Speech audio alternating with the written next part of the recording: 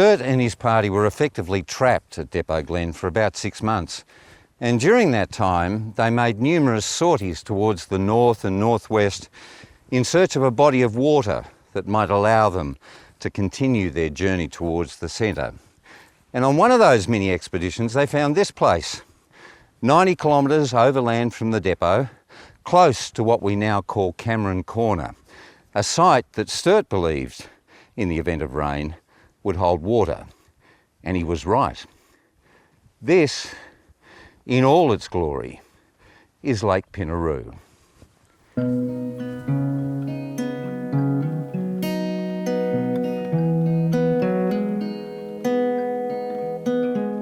It was the 29th of July, 1845, that Sturt arrived here.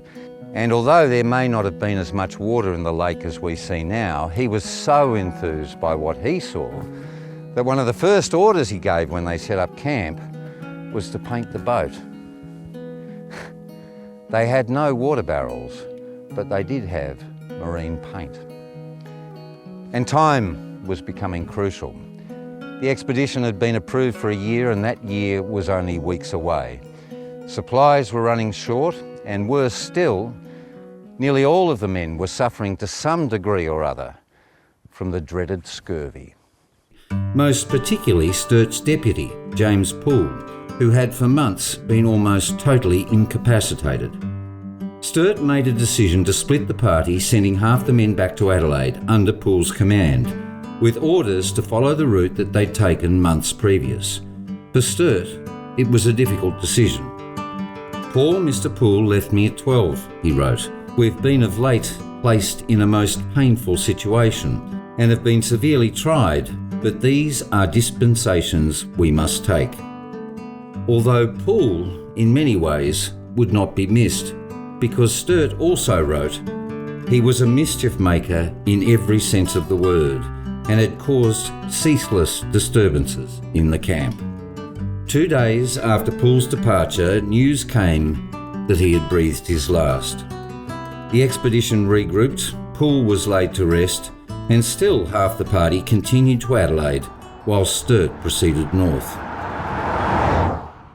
Freed from the imposed prison that was the depot, the expedition gained new vigour, and within a week they'd cut 120 kilometres inland and discovered a creek system that Sturt named after the Polish explorer Strzelecki. And just beyond the Strzelecki were a series of white dunes that reminded Sturt of the ones that surrounded his house in Adelaide. Surely an inland sea was within striking distance. "We ought to be on its shores tomorrow," he wrote. "I hope we may find it has a communion with a larger body of water to the north." The next morning, accompanied by the boat carriage and with great anticipation, Sturt began to climb the series of dunes. And when he got to the top, what he saw was not water, as he expected, but instead more dunes. And beyond that, a vast, shimmering sea of sand. "The most sanguine hopes have been entertained that we should float the boat," wrote Daniel Brock, "but there is not even water to float a duck.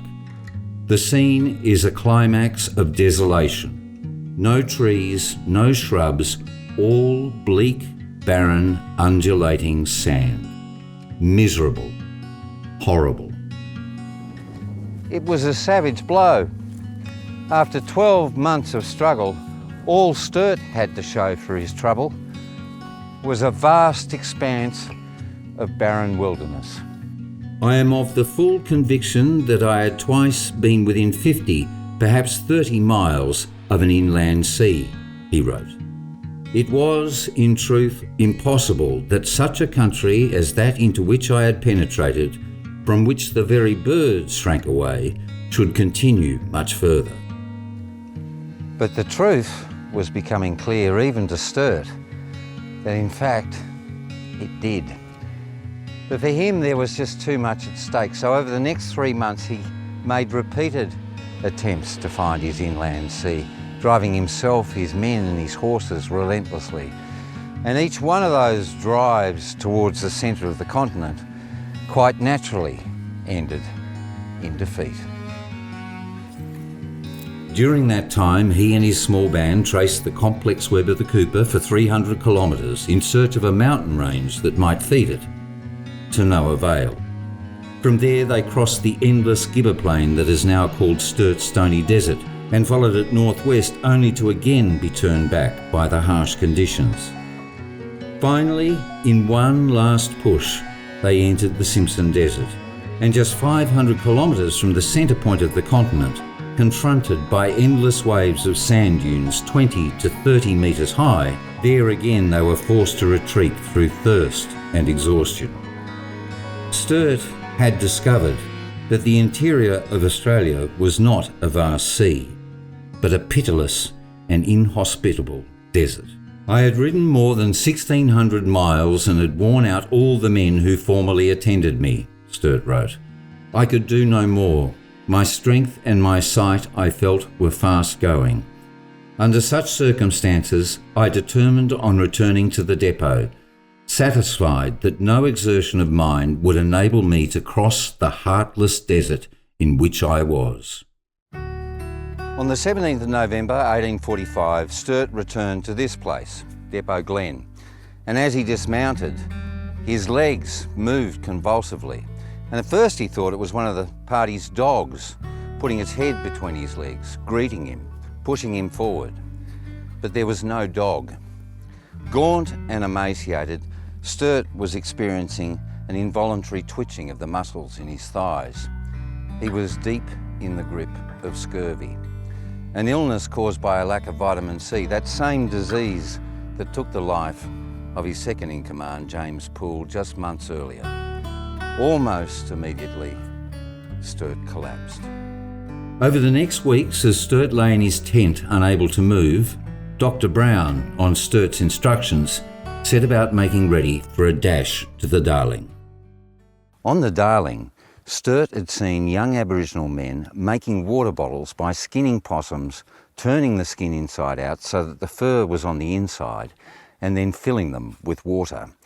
He and Dr. Brown decided to try their own version, with a bullock. A bullock was shot and drawn up by its neck, wrote Daniel Brock, and carefully skinned from the neck downwards, the skin being drawn back over the carcass, leaving the hairy side inwards. It was lashed on a dray, the water poured into the neck, and the huge bottle filled, and the orifice then carefully sewed up. Sturt was still unable to move, but his men were adamant. If they had a chance of making it from here to safety, they would do everything in their power to make sure the captain was with them. Again, Daniel Brock wrote, he cannot help himself. The plan was at once decided upon. At whatever cost, we would drag him through in the light cart. This being settled among ourselves, it was to remain a secret. At 8 p.m, under a full moon, and with constant flashes of lightning illuminating the sky, they left the depot and headed south towards the Darling. Both he and Brown thought it unwise to test a direct route, and so they elected to retrace their steps from a year previous. From Depot Glen they moved to Packsaddle and on to Floods Creek. There they found water, just as they had on the inward journey. From Floods Creek they moved to Morfett's Creek.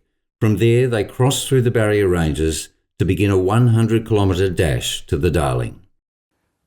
With the daytime temperature exceeding 125 on the old scale, the heat, combined with a howling, dust-laden wind, meant that most of that journey was undertaken at night. But it was here on the barrier that Sturt's acute observations of the local Indigenous people would again prove telling.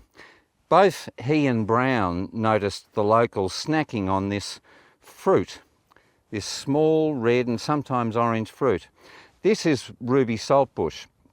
It's highly acidic, but it's also jam-packed with vitamin C.